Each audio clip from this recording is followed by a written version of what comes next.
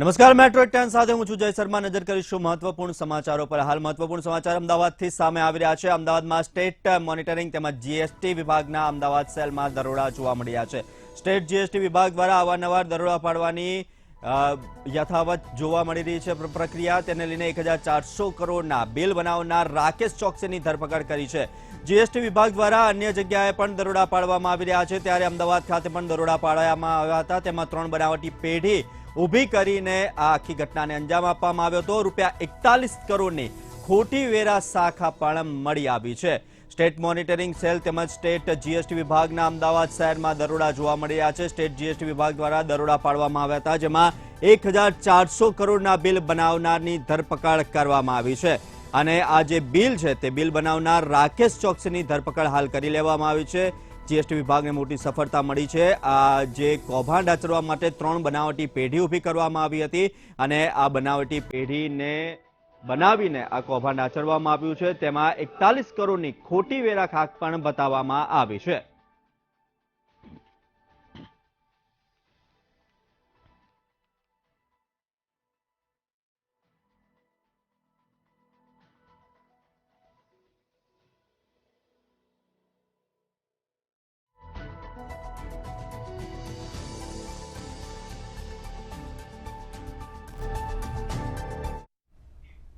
જામનગરમાંથી નિયામક વિભાગની બેદરકારી સામે આવી છે। હાલ જે સમાચાર સામે આવી રહ્યા છે જામનગરથી સામે આવી રહ્યા છે, જેમાં નિયામક વિભાગની ઘોર બેદરકારી સામે આવી છે। એસટી વિભાગ નિયામક વિભાગની ઘોર બેદરકારી સામે છે। જામનગરના એસટી વિભાગની બેદરકારી સામે આવવાનું આ ઘટના બની છે, જેમાં કાર્યક્રમમાં હાજર રહેનાર નામની કાર્ડમાંથી જ બાદબાકી કરી દેવામાં આવી છે। મંત્રીઓના નામની કાર્ડમાંથી બાદબાકી કરવામાં આવી છે। આજે 151 જે કેબિનેટ પ્રભારી મંત્રી એમએલએના નામની પણ બાદબાકી કરવામાં આવી છે। હાલ જે સમાચાર સામે આવી રહ્યા છે, જેમાં નિમંત્રણ પત્રિકા છે એસટી નિયામક વિભાગની, તેની બેદરકારી સામે આવી છે। 151 નવીન બસોનું લોકાર્પણ સમારોહ યોજાવાનો હતો, જેની અંદર મંત્રીઓના નામ જ ની બાદબાકીની ઘટના સામે આવી છે। જે લોકાર્પણની ક્રિયા કરવાની હતી તેના અગાઉ જે આમંત્રણ પત્રિકા આપવામાં આવી હતી, નિમંત્રણ પત્રિકા આપવામાં આવી હતી, તેની અંદર કેબિનેટ પ્રભારી મંત્રી અને એમએલએના નામની જ બાદબાકી જોવા મળી રહી છે। 151 બસોના લોકાર્પણ સમારોહ યોજાવાનો હતો અને આ સમારોહમાં નામની બાદબાકી જોવા મળી રહી છે।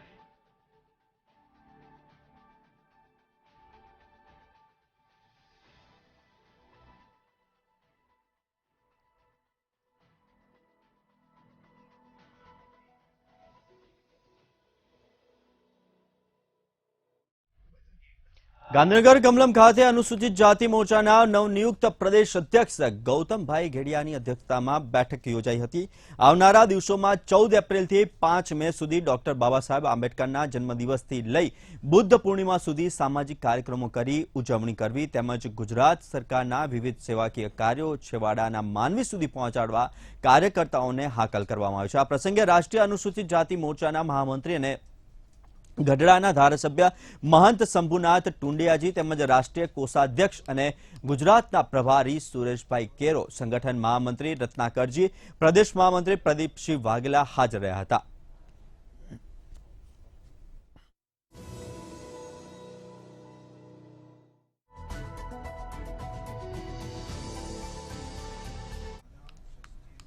અંબાજી મંદિરના પ્રસાદનો મુદ્દો ગૃહમાં જ ઉછળ્યો હતો। વિધાનસભા ગૃહમાં કોંગ્રેસે પ્રસાદ મુદ્દે હંગામો કર્યો હતો અને મોહન થાનના પ્રસાદ બાબતે કોંગ્રેસે ગૃહમાંથી વોકઆઉટ પણ કર્યું હતું। તો પ્રસાદ મામલે કોંગ્રેસના નેતા અમિત ચાવડાએ નિવેદન આપતા કહ્યું હતું કે મિત્રોને લાભ કરાવતી સરકારે પ્રસાદમાં પણ લાભ આપવાનું નક્કી કર્યું છે। ભારે હોબાળાના કારણે કોંગ્રેસના તમામ ધારાસભ્યોએ 1 દિવસ પૂરતા ગૃહમાંથી સસ્પેન્ડ પણ કરવામાં આવ્યા છે।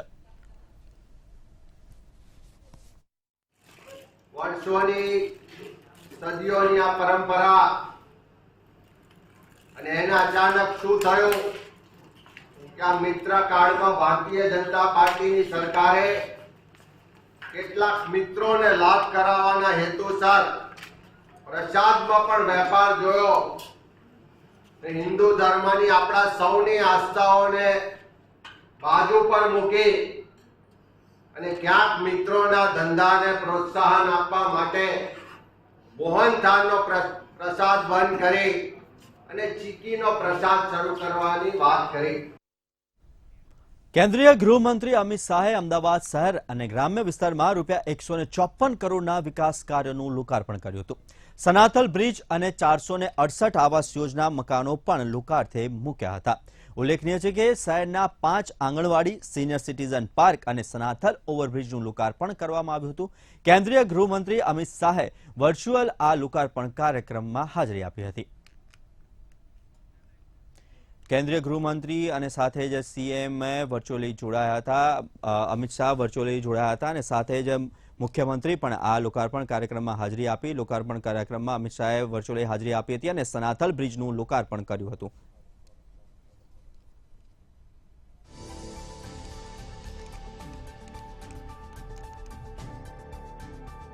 સૌથી મોટું કામ લગભગ 100 કરોડ રૂપિયાનું સરદાર પટેલ રિંગ રોડ પર સનાથલ જંકશન પર એક નવા ઓવરબ્રિજનું આજે લોકાર્પણ થવા જોઈએ. આજે સાણંદ જીઆઈડીસી અને આસપાસના ક્ષેત્રની અંદર જે પ્રકારે ઔદ્યોગિક વિકાસ થયો છે અને ઉદ્યોગનો વિકાસ ધીરે ધીરે સમગ્ર અમદાવાદ ગ્રામીણ જિલ્લામાં જે પ્રકારથી પ્રસરી રહ્યો છે, સૌરાષ્ટ્રનો સમગ્ર ટ્રાફિક વડોદરા જવા માટે પણ બાયપાસ અને અમદાવાદ આ બધું જોતા વર્ષોથી આ નવનિર્મિત જે બ્રિજનું આજે લોકાર્પણ થયું. ભાજપ શાસિત અમદાવાદ મ્યુનિસિપલ કોર્પોરેશનમાં વધુ એક વિવાદિત નિર્ણય કરવા તરફ ચક્રો ગતિમાન થયા છે. અમદાવાદના કાંકરિયા પરિસરમાં આવેલા જલધારા વોટર પાર્કને પુનઃ એ જ કોન્ટ્રાક્ટરને પધરાવવાની ભાજપની પેરવી ચાલી રહી છે. કોન્ટ્રાક્ટર સુપરસ્ટાર એમ્યુઝમેન્ટ પ્રાઇવેટ લિમિટેડને 15 વર્ષ માટે કોન્ટ્રાક્ટ આપવાની રિક્રિએશનલ કમિટીમાં દરખાસ્ત કરવામાં આવી. આજે જે મળેલી કમિટીમાં આવેલી દરખાસ્તને લઈને કોંગ્રેસે પણ ગંભીરો આરોપ મૂક્યા છે. રિક્રિએશન અને કલ્ચર હેરિટેજ કમિટીની અંદર એવો નિર્ણય લેવામાં આવ્યો છે કે આ કામને નેક્સ્ટ કરવામાં આવેલું છે. શું મુખ્ય કારણ એના માટેની શું ચર્ચા થઈ? મુખ્ય કારણ એ છે કે આની અંદર એવું કે ટેક્સનો એક વિષય છે, પણ મેં એવી માહિતી લીધી કે ભાઈ દરેક ત્યાં એમ્યુઝમેન્ટ પાર્ક છે, ત્યાં જે કંઈ રમતના જે કંઈ વસ્તુઓ ત્યાં છે એ લોકોને ત્યાં ટેક્સ લેવામાં નથી આવતો. એટલે એક થોડી તપાસ કરવાની છે કે ભાઈ ટેક્સનું કઈ રીતનું છે. આ ઉપરાંત 10 વર્ષ અને પ્લસ 5 વર્ષ કમિશનર સાહેબની સત્તા આપવામાં આવે એવો એક વિષય છે. એટલે હજી થોડું એનો અભ્યાસ કરીને પછી આગળ આપણે આ નિર્ણય લેવામાં આવશે. અમદાવાદ કોર્પોરેશનમાં વોટર કમિટીની બેઠક મળી હતી, જેમાં પીઆરસી કનેક્શનને લઈને ચર્ચા કરવામાં આવી હતી. નવેસરથી કનેક્શન કઈ રીતે આપવું અને શું ચાર્જ લેવા તે અંગે સૂચનો પણ કરવામાં આવ્યા હતા. સાથે જ પીઆરસી કનેક્શનમાં એક સરખું ધોરણ જળવાય તે અંગે પણ યોજના ઘડવા અંગે ચર્ચા કરવામાં આવી હતી. વધુમાં બેઠકમાં મેમનગર ટાંકી અને ગુલબાઈ ટેકરા ટાંકી ઝડપથી પૂર્ણ કરવા માટે સૂચના આપવામાં આવી હતી. સાથે જ ખારીકટ કેનાલના 5મા પેકેજને પણ મંજૂર કરવામાં આવ્યું છે.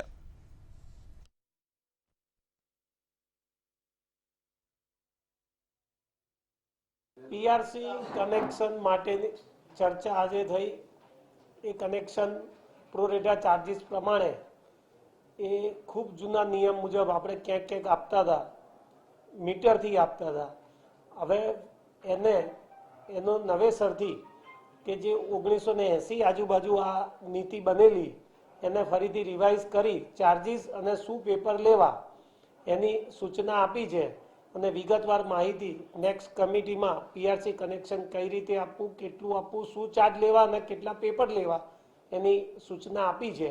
અને પછી અમે એના આધારે કમિટીમાં કામ મંજૂર કરી અને પીઆરસી કનેક્શનનું એક સરખું ધોરણ જળવાય એવી એક યોજના બનાવીશું.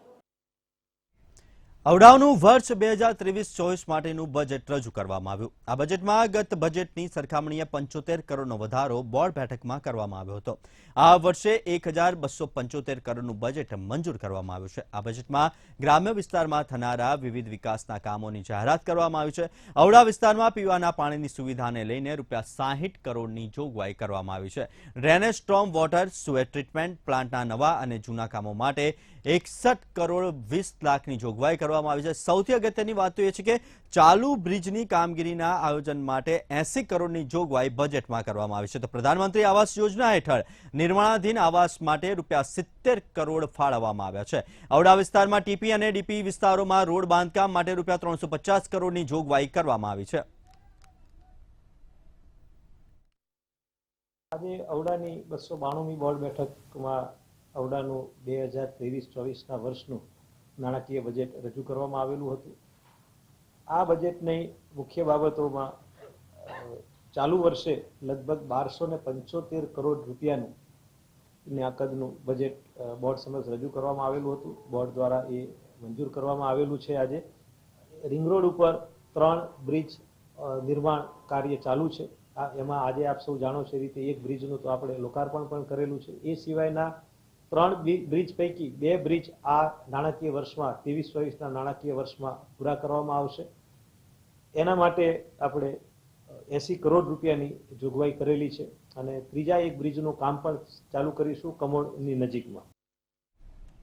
વડોદરામાં રોડની નબળી કામગીરીને પગલે લોકોમાં રોષનો માહોલ જોવા મળી રહ્યો છે. શહેરના હાથીખાના મેઇન રોડથી કુંભારવાડા નાકા સુધીનો રોડ 10 દિવસ પહેલા બનાવવામાં આવ્યો હતો, ત્યારે હાલ રોડ પર ડામર પીગળવાને પગલે રાહદારીઓ હાલાકી ભોગવી રહ્યા છે. આમ રોડની નબળી કામગીરી જણાતા લોકો તંત્ર અને કોન્ટ્રાક્ટર સામે રોષે ભરાયા છે. લોકોની એક જ માંગ છે કે વહેલી તકે યોગ્ય કામગીરી કરવામાં આવે. કુંભારવાડા ફતેપુરા થી લઈને વોર્ડ નંબર 2ની ઓફિસ સુધી એક રોડ બનેલું છે ને એમાં ડામર નાખે એના પછી લોકોને તકલીફ થઈ રહી છે. ડામર ઉભલાઈ ગયું છે અને નામ વિકાસનું ચાલે છે. હવે જે બી સમસ્યા છે સાહેબ અમારી. રાજકોટમાં આવેલી ચૌધરી હાઈસ્કૂલ ખાતે પાર્કિંગ બાબત વિવાદ ઉભો થયો હતો. સૌરાષ્ટ્ર કૌચના ધોરણ 10ના વિદ્યાર્થીઓના પ્રશ્ન પેપર ચૌધરી હાઈસ્કૂલમાં સ્ટ્રોંગ રૂમમાં રાખવામાં આવવાના છે, ત્યારે સિવિલ હોસ્પિટલના વાહનો શાળાના મેદાનમાં પાર્ક થતા હોવાથી લાખો વિદ્યાર્થીઓના પ્રશ્નપત્રોની સુરક્ષા સામે સવાલ ઉભા થઈ રહ્યા છે. શાળાની માલિકીનું આ ગ્રાઉન્ડ કોરોના સમયે સિવિલ હોસ્પિટલના વાહનો પાર્ક કરવા માટે અપાયું હતું, પરંતુ હવે ચૌધરી હાઈસ્કૂલ દ્વારા વારંવાર રજૂઆત છતાંય અહીંયા સિવિલ હોસ્પિટલના વાહનો પાર્ક થતા વિવાદ સર્જાયો છે.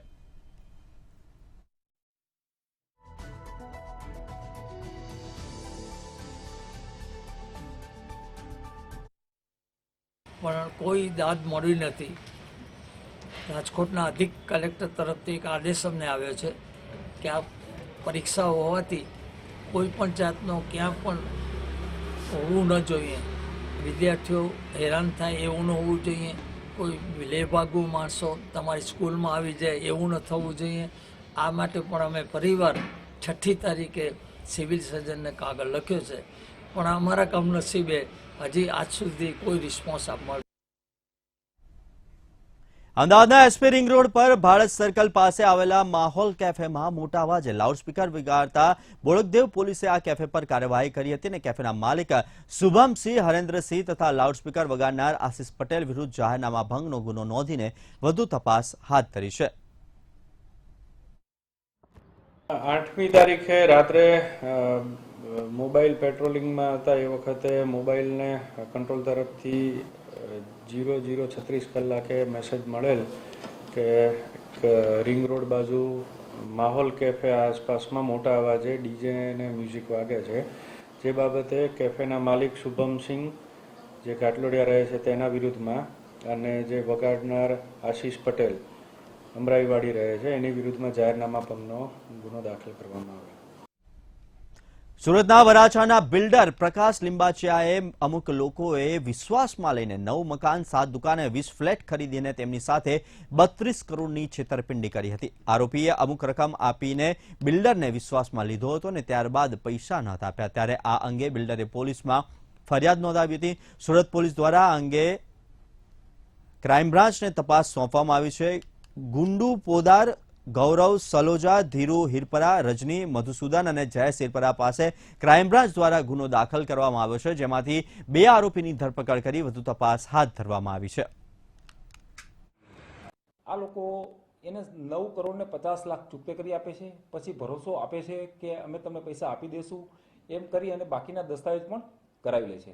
જ્યારે ફરિયાદી તરફથી એમની પાસે ઉઘરાણી કરવામાં આવે છે ત્યારે આ કામના જે ગુડુ પોદાર આરોપી છે એ મહુવા તાલુકાની અંદર કાની ગામ છે, એને એ પોતાને જગ્યા લીધેલી છે 48 વીઘા.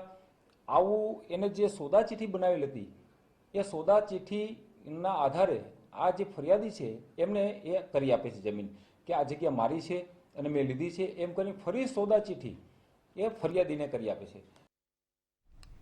સુરતમાં એક યુવતીનો લોકોને ડરાવતો ધમકાવતો વિડીયો સામે આવ્યો હતો. સુરતના કાપોદ્રા વિસ્તારમાં નાલંદા સ્કૂલ પાસેની સોસાયટીમાં ભાવલી અને તેના મિત્રોએ મોટરસાયકલ પર ભારે ધમાલ મચાવી હતી. અગાઉ પણ યુવતી અને તેના સાગરીતોનો હાથમાં ચપ્પુ રાખી લોકોને ધમકાવતો વિડીયો વાયરલ થયો હતો. સાથે જ લેડી ડોનની દબંગાઈ સીસીટીવી કેમેરામાં પણ કેદ થઈ હતી. કાપોદ્રા પોલીસે સીસીટીવીના આધારે ભાવલી અને તેના 4 મિત્રો સામે રાયોટિંગનો ગુનો નોંધ્યો હતો. ત્યારે પોલીસે મુખ્ય આરોપી ભાવલી અને તેના સાગરીતોની ધરપકડ કરી વધુ કાર્યવાહી હાથ ધરી છે.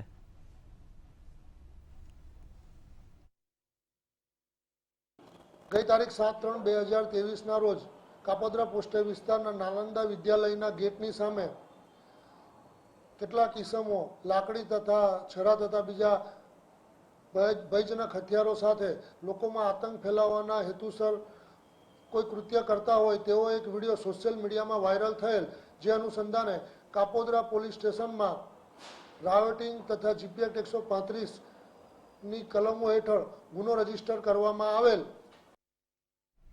સુરતના કાપોદ્રા વિસ્તારમાં આવેલા અક્ષર ડાયમંડમાં કેટલાક ઈસમો દ્વારા અંગત દાવત રાખીને 2 ઈસમોને ચપ્પુના ઘા મારી ભાગી છૂટ્યા હતા. જે બાબતે કાપોદ્રા પોલીસ મથકમાં રાયોટિંગ હેઠળ ગુનો નોંધાતા પોલીસે તાત્કાલિક કાર્યવાહી કરીને 6 જેટલા આરોપીઓને પકડી પાડી ધરપકડ કરવામાં આવી હતી. ઇજાગ્રસ્ત યુવક સૌરાષ્ટ્રના ઉના પંથકમાં આરોપીની સંબંધની બહેનને ભગાવી લઈ ગયો હતો અને ત્યારબાદ તરછોડી દીધી હતી. જે બાબતે બંને વચ્ચે ઝઘડો થયો હતો, જેમાં ઇજાગ્રસ્ત યુવકે આરોપીની હત્યા કરવાની કોશિશ કરી હતી. આ બાબતને ધ્યાનમાં આરોપીએ પોતાના સાથેનાઓ સાથે સુરત આવીને આ યુવક સાથે મારામારી કરી હતી, જેમાં યુવકને ગંભીર ઇજાઓ થઈ હતી. પોલીસે આરોપીની ધરપકડ કરી વધુ તપાસ હાથ ધરી છે.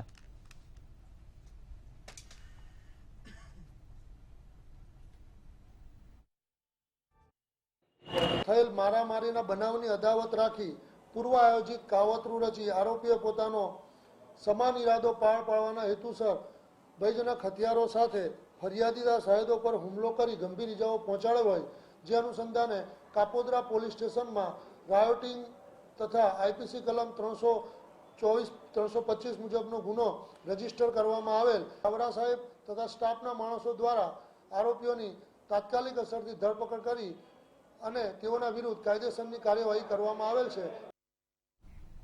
ગુજરાત બોર્ડની સ્કૂલોમાં છેલ્લા 3 વર્ષમાં ધોરણ 10માં 1,15,000 જેટલા વિદ્યાર્થીઓનો ઘટાડો થયો છે. આ ઘટાડોનું મુખ્ય કારણ વિદ્યાર્થીઓ પાસેના અલગ અલગ બોર્ડ પસંદ કરવાનો વિકલ્પ છે. ગુજરાતમાં છેલ્લા ઘણા વર્ષોથી સીબીએસઈ સહિત નેશનલ અને ઇન્ટરનેશનલ બોર્ડ સાથે સંલગ્ન સ્કૂલોમાં ભણાવવાનો વિદ્યાર્થીઓનો ઝુકાવ વધી રહ્યો છે. તેની સીધી અસર ગુજરાત બોર્ડ સાથે જોડાયેલા સ્કૂલો ઉપર પડી રહી છે.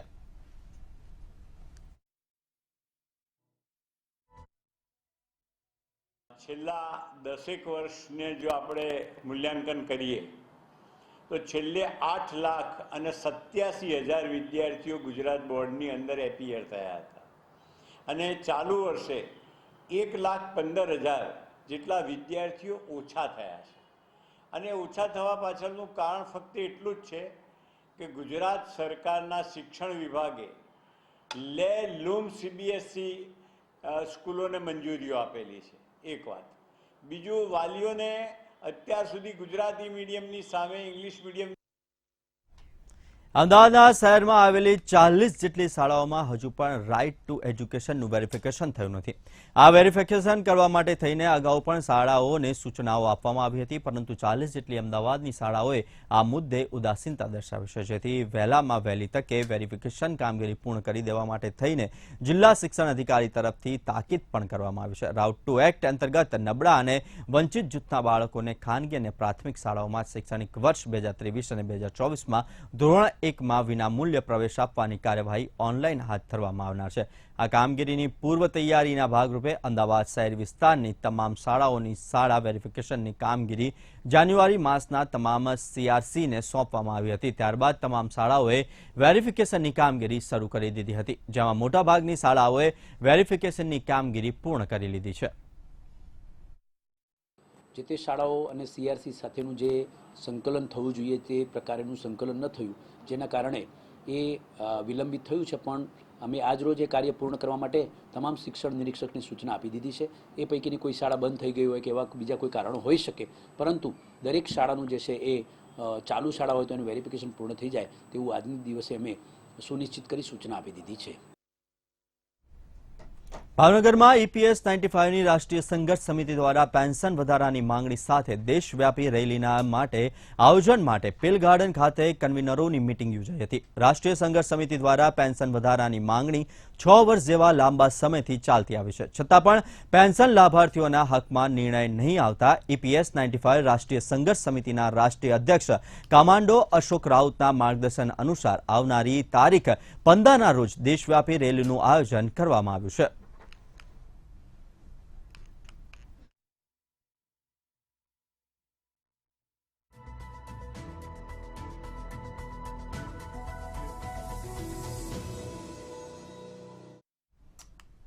સુરતમાં હની ટ્રેપની ઘટનામાં પોલીસે 5 શખ્સોની ધરપકડ કરી છે. મહિધરપુરા વિસ્તારમાં રહેતા રત્ન કલાકારને ટોળકીએ હની ટ્રેપમાં ફસાવીને 68,999ની માતબર રકમ પડાવી લીધી હતી.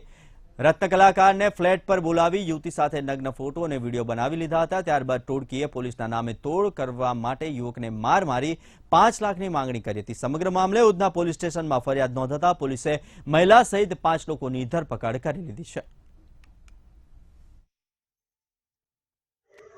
ફરિયાદી પાસેથી 5 લાખ રૂપિયાની માંગણી કરેલ છે. એના ભાગરૂપે 50,000 રૂપિયા એમની પાસેથી પડાવી લેવામાં આવ્યા. આ ઉપરાંત એમનું HDFC બેંકનું કાર્ડ લઈ અને 18,999 રૂપિયા પણ તેમાંથી ઉપાડી લેવામાં આવ્યા. આ ઘટના બન્યા બાદ ફરિયાદીએ પોતાની ફરિયાદ અને આ ઘટના બાબતે વાકેફ કરતા IPC 384, 323, 114, 120B, 170-71 હેઠળ ફરિયાદ દાખલ કરવામાં આવેલી છે અને આરોપીઓ જે છે એમને અટક કરવામાં આવ્યા છે. સુરત શહેરની વરાછા પોલીસે જુગારધામ પર દરોડા પાડી કાર્યવાહી કરી હતી. વરાછા ગાયત્રી સોસાયટીમાં કેટલાક કિસ્સામો જુગાર રમતા ઝડપાયા હતા. પોલીસે રેડ દરમિયાન 8 જેટલા લોકોને જુગાર રમતા ઝડપી પાડ્યા હતા અને તમામની ધરપકડ કરી વધુ તપાસ હાથ ધરી છે.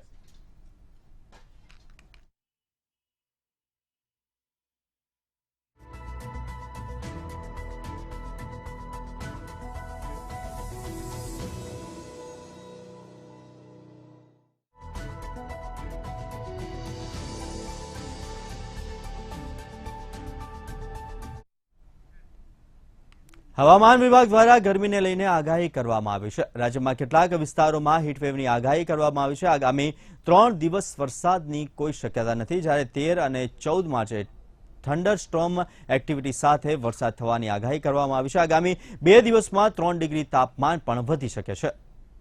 હવામાન વિભાગ દ્વારા આગાહી કરવામાં આવી છે. 13 અને 14 માર્ચે કમોસમી વરસાદની આગાહી કરવામાં આવી છે.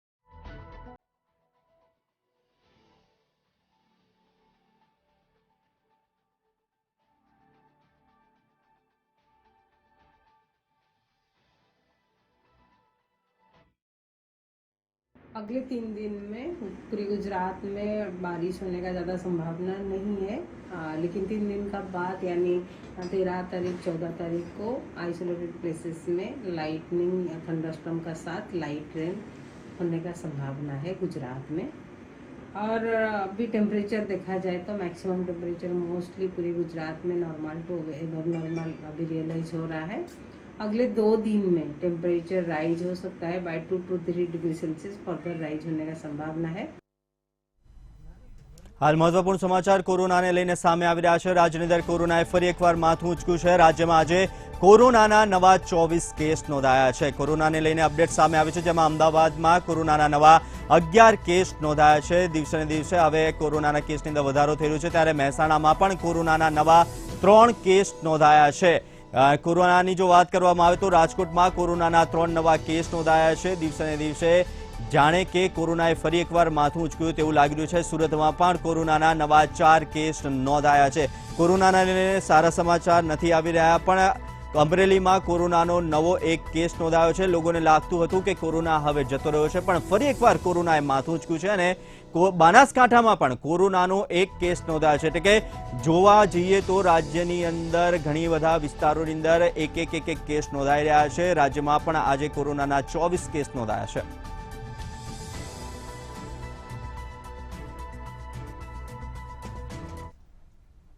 હાલ સમાચારમાં આટલું જ. જતા જતા નજર કરીશું 2 મિનિટ 20 ખબર પર.